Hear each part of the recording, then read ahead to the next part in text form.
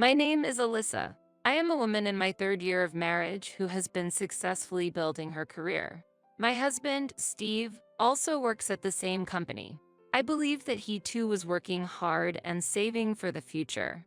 Since I frequently travel for work and earn a higher salary than him, I've left the savings to him while I take care of our living expenses and daily costs. However, I also have my challenges. One of them is dealing with Steve's parents, my in-laws. They used to live with Steve's sister's family. However, from the beginning, his sister intended to live only with her husband and hadn't planned on living with her parents. Yet, my in-laws insisted that since they were married, it was only natural that they take care of them, and apparently imposed themselves on their daughter and son-in-law. Unable to tolerate their parents' selfishness, Steve's brother-in-law chose to live separately. Not wanting a divorce, Steve's sister decided she would rather live with her husband's parents than her own. And now she is living with her in-laws at their place. I knew about this situation from Steve, but never imagined it would impact our lives similarly. I had never envisioned such a scenario at the beginning of our marriage. Originally, we worked in different departments at the company, and I was a junior to Steve. We would occasionally pass by each other at work. He fell in love with me at first sight and confessed his feelings. Initially, I was wary of him, but I eventually gave in to his persistent approaches, and we started dating. From there, our relationship progressed smoothly, and after his proposal, we got married. He was passionate in his pursuit of me, and he continued to show the same kindness after our marriage. That's what I believed. Since the period from dating to the proposal was short, I expected that we might start a family soon. But it's already been 3 years since our marriage. Yet, there are no signs of a child. Although there's nothing wrong with us, Steve always says, we don't need to think about children right now. Well, I want to have children in my 20s. Steve is relaxed and sees no problem in having them in his 30s. As the risks of childbirth increase with age, I wish he would be more aware of that and consider the risks involved for the one giving birth. However, whenever it comes to children, he says it's not the right time yet and avoids the topic. I never thought that our stagnant life would be disrupted by the involvement of my in-laws. That day came unexpectedly. I was away on a 2-week international business trip. Since we usually keep in touch daily when I'm on business trips, I contacted Steve as usual. Normally, I would receive simple replies like okay, work hard, or thanks. However, this time, he continued to leave my messages unread. Puzzled by what could be happening, I assumed he was too busy to reply. Yet, during this time, an astonishing situation was unfolding back in the US. When I returned from my trip and tried to contact Steve, who had promised to pick me up at the airport, there was no response. With no other choice, I took a taxi back to our apartment. We live in a spacious 5-room apartment, which Steve suggested we choose in anticipation of someday having children. Steve's proposal to rent a large room for the children made me suspicious of his reluctance to actually start a family. When I returned to our floor using our elevator, I saw a familiar woman greeting the neighbors. "What are you doing, mother? Can't you see? I'm making rounds to greet everyone. We've decided to live together from now on." I was speechless. "What do you mean?" Ignoring my question, my mother-in-law entered the house. When I opened the front door, I noticed several pairs of shoes that weren't Steve's. Moreover, I could hear loud laughter coming from the living room. It was unmistakably my father-in-law's voice. At that moment, a terrible premonition crossed my mind. When I went to the living room, I found Steve and his father. They were surprised to see me and fell silent. In a low voice, my father-in-law said, "Steve, wasn't Alyssa supposed to return tomorrow?" "I thought so." "Oh, was it today?" Steve replied, "My travel schedule hadn't changed, so Steve must have mistaken the day of my return." My in-laws looked at me as if I had interrupted a fun party, showing annoyance on their faces. This is exactly why I find them difficult to deal with. They always act so childishly. They insist on having their way and get upset easily if things don't go their way. I didn't want to deal with them, so I asked Steve not to invite his parents over too often right after we got married. Steve had agreed with a smile, but Why are you two here? We thought it would be nice to spend some time just as a family. Right, Steve? Yeah, that's right. You promised to pick me up at the airport? Did you forget because of the party with your parents? I asked. I got the day you were returning wrong. Steve pursed his lips. Even if there was a misunderstanding about the day I was coming back, I had contacted him when I arrived at the airport and before boarding the plane from overseas, saying I'm on my way back now. I made sure to contact you each time, you know? I said. Steve laughed. Oh, come on, you must be joking, and checked his phone. But the phone clearly showed the messages I had sent. Surprised, he turned off his phone. Yet, the fact that he ignored my messages remained. At that moment, my father-in-law made an unbelievable remark. Hey, Alyssa, we're having a family-only party right now. Could you please leave? What? Indeed, the living room was messy with drinks, snacks, pizza scattered around, and garbage. It seemed they were really enjoying their party. However, as the owner of the house, being told to leave as if I were an outsider was something I absolutely could not accept, especially since my father-in-law didn't own this apartment. Shockingly, both my mother-in-law and Steve agreed with him. Right? It's a special family-only party. Could you go out? It's unsettling to think you're in the house. Steve was my husband and knew this apartment belonged to me.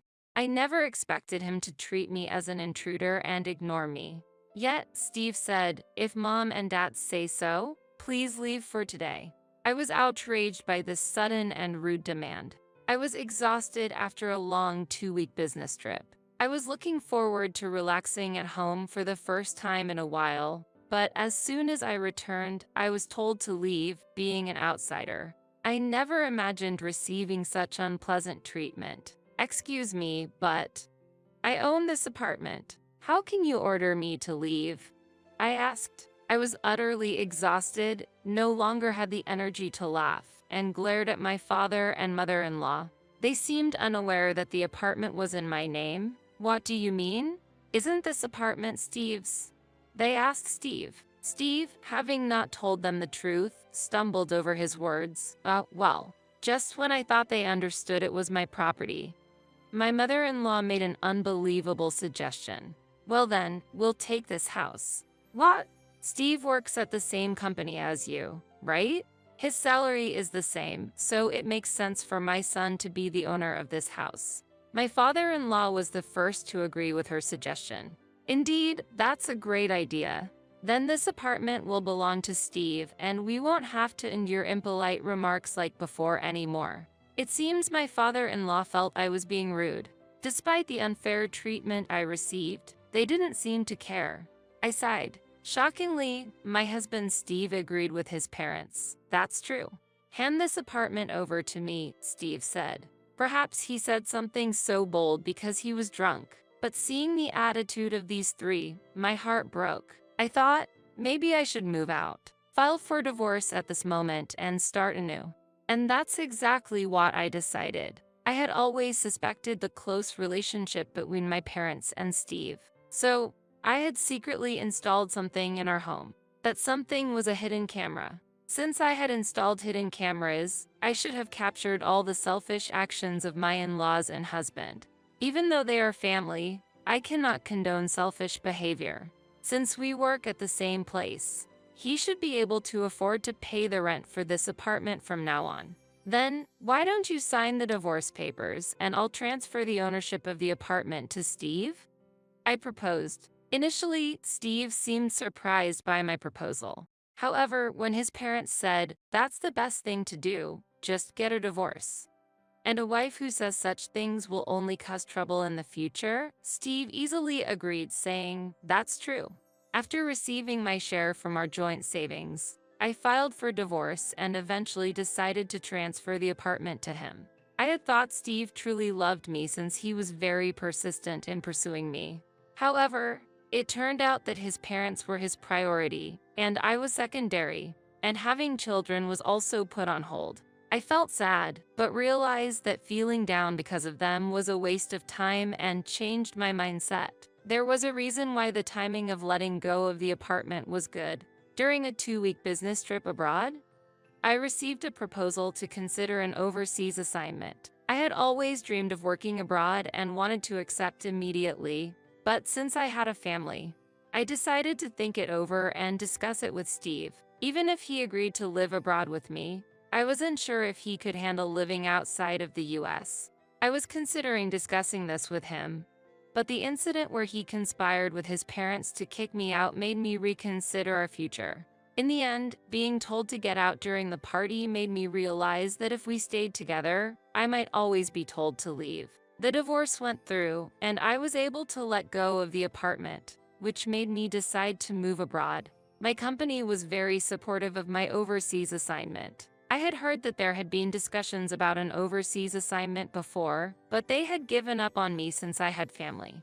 After telling them about the divorce and completing the necessary procedures, I moved abroad. Since I received a settlement from Steve, I had no financial difficulties. On the contrary, things might become more difficult for Steve. From now on, he will have to bear the rent and living expenses of $2,000 per month that I had been paying. His parents will probably move into the apartment, and Steve will have to take care of them. A month after the divorce, Steve contacted me. "Alyssa, I have something to ask. Was the rent really $2,000 per month?" "Yes. You wanted a larger room in case we had kids, remember?" I was in charge of the finances, but I clearly told you the rent was $2,000 a month. I thought that included all the living expenses. Steve seemed surprised by the amount of the rent, but since he was still working at the same company, he could afford to pay it. That is, as long as his unemployed parents don't squander it. "Alyssa, I have something to discuss with you. I'm not lending you any money. I haven't even said anything yet. How did you know what I was going to say?" I held my head in disbelief. If he was bringing up a discussion after talking about the rent, it could only be about money. I had heard from Steve's sister, whom I only met once, that his parents were unemployed, moved into their children's home, and freely spent money. At his sister's house, the parents had also stolen money from her well-paid husband and squandered it. Such people would definitely try to steal money, even from their own son. They might even use his credit card without permission. We are divorced. We're strangers now, so there's no reason for me to lend you money. If you need money, borrow it from someone else. But I have to pay it back if I borrow from others. I frowned. Maybe he thought he wouldn't have to pay it back if he borrowed it from me. No way. That's unacceptable, and I cannot forgive such behavior. I thought I couldn't lend him a penny. Anyway, I can't give you any money. Then, just return all the money you got for the property division. That was earned by me, so it's mine, right? That money was from the savings you made while I paid the rent and living expenses during our marriage. It's joint property, not all yours." "What, really?"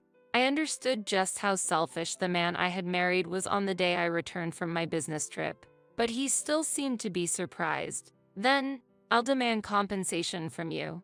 "What?" "You kept quiet about the rent. You must have planned to burden me with $2,000 to push for a divorce." "The rent is proof." I let out a big sigh at his absurd claim. "What plan?" "When I returned from my business trip, you were ignoring my messages and hosting a party with your parents in the apartment. It was you and your parents who said to hand over the apartment, not me." "That's true, but..." I didn't want to bring up this topic, but it was clear that Steve was trying to extort money from me, so I pointed out a certain fact. If we're going to talk about compensation, it would make more sense for me to demand it from you." "What?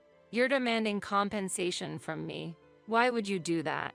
I divorced you just like you wanted. The fact that you agreed to the divorce and that you were having an affair while I was abroad are two separate issues." "An affair?" "Yes. When I returned from my 2-week trip, there were not only my in-laws' shoes at the entrance, but also those of a young woman. There was definitely someone else there. At that time, I was suspicious because my in-laws insisted so persistently that I leave the apartment. However, recalling the woman's shoes, I realized that there had to be a woman in the apartment, and they had been partying together.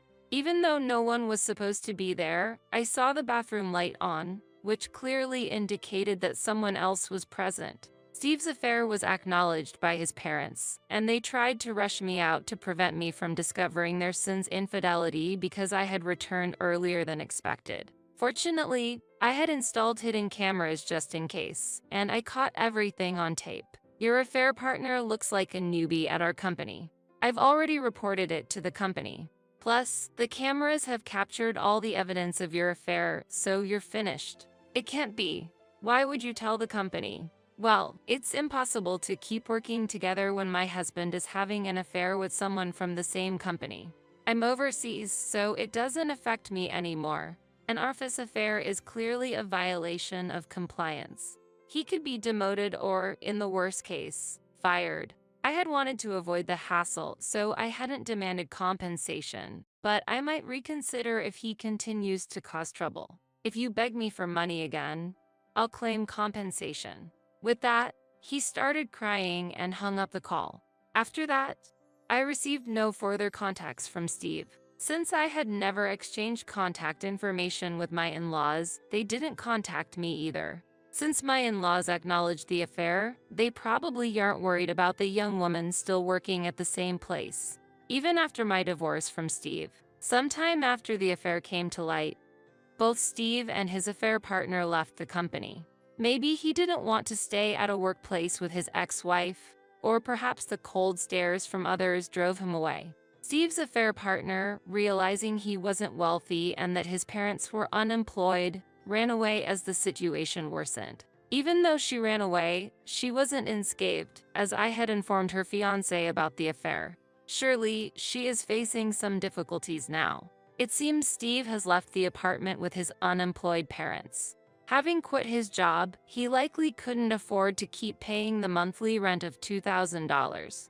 They are currently living with relatives, disliked, but all three are apparently working. While working overseas, I met a wonderful person, and I am now in a happy relationship. He is very kind, and I have a good relationship with his parents, relieved that I won't experience the same troubles as with Steve. From now on, I want to enjoy my life with peace of mind.